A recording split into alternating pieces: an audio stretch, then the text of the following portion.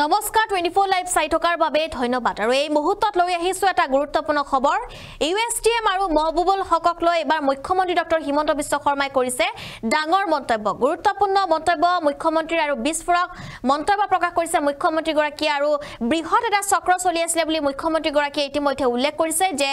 USTM সন্দৰ্ভত মুখ্যমন্ত্ৰী গৰাকী উল্লেখ কৰিছে যে এয়া আসলে বৃহৎ এটা চক্ৰ চলি আছে বুলি উল্লেখ কৰিছে মহা ফ্ৰড বুলি উল্লেখ কৰা হৈছে ইউএছটিএমৰ উপাচাৰ্যগৰাকী সবিশেষ লৈ আহিছো এই মুহূৰ্তত মুখ্যমন্ত্ৰী ডক্টৰ হিমন্ত বিশ্ব শৰ্মাৰ ডাঙৰ মন্তব্য ইউএছটিএম আৰু মহবুবুল হকক লৈ ডাঙৰ মন্তব্য মুখ্যমন্ত্ৰী ডক্টৰ হিমন্ত বিশ্ব শৰ্মাৰ সকলো নজৰত আছে তদন্ত হ'ব এয়া মুখ্যমন্ত্ৰীৰ মন্তব্য সকলো নজৰত আছে সকলো তদন্ত হ'ব আৰু বহুদিনৰ পৰাই লক্ষ্য কৰি আহিছিল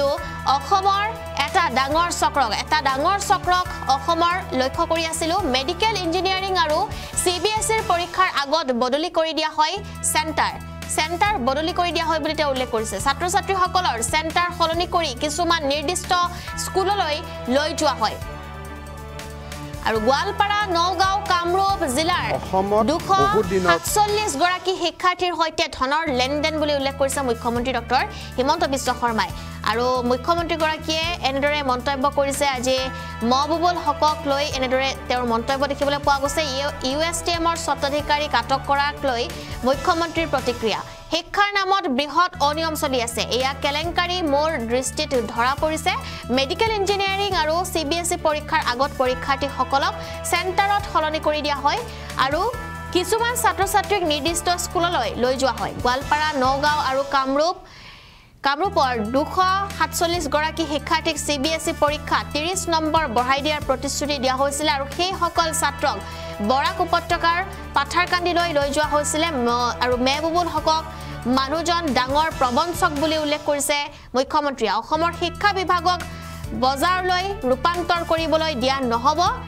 ৰকিবুল হুছেইনৰ প্ৰসংগটো মুখ্যমন্ত্ৰীয়ে মন্তব্য কৰিছে কিন্তু ইয়াৰ মাজতে ইউএছটি সন্দৰ্ভত মুখ্যমন্ত্ৰীৰ ডাঙৰ মন্তব্য সেয়া শুনাবলৈ চেষ্টা কৰিম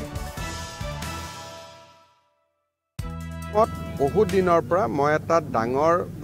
চক্ৰ এটাক লক্ষ্য কৰি আছিলোঁ সেইটো হ'ল যে মেডিকেল ইঞ্জিনিয়াৰিং আৰু সিবিএসই পৰীক্ষাৰ আগত ল'ৰা ছোৱালীসকলক সেন্টাৰ চেঞ্জ কৰাই দিয়া হয় আৰু কিছুমান নিৰ্দিষ্ট স্কুললৈ লৈ যোৱা হয় গোৱালপাৰা নগাঁও কামৰূপ জিলাৰ 247 গৰাকী ষ্টুডেণ্টক সিবিএসই পৰীক্ষাত 30 নম্বৰকৈ অধিক নম্বৰ দিৱাৰ প্ৰতিশ্ৰুতি দি এখেতসকলক বৰাক উপত্যকাৰ পাথাৰকান্দিলৈ লৈ যোৱা হৈছিল পিছত যেতিয়া তাতে সুবিধা নাপালে ল'ৰা ছোৱালীখিনিয়ে হুলস্থুল কৰিলে লাহে লাহে গোটেই চক্ৰটো পোহৰলৈ আহিছে আৰু এইটো সিবিএসইতে সীমাবদ্ধ নাথাকে এইটো মেডিকেল এন্ট্ৰেন্স পৰীক্ষাটো চলি থকা ডাঙৰ এটা ফ্ৰড এটা আমাৰ সন্মুখলৈ আহিব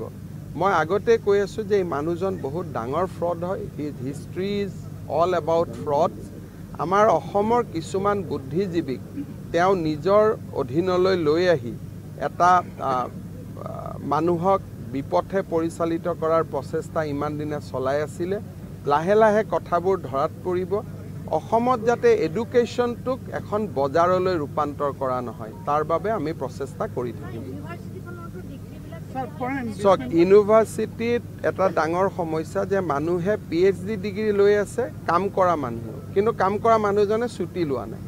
তাৰমানে কাম আৰু পিএইচডি দুটাই কেনেকৈ একেলগে হ'ব পাৰে গতিকে লাহে লাহে এই গোটেই ইনভেষ্টিগেশ্যনবিলাক খুলিব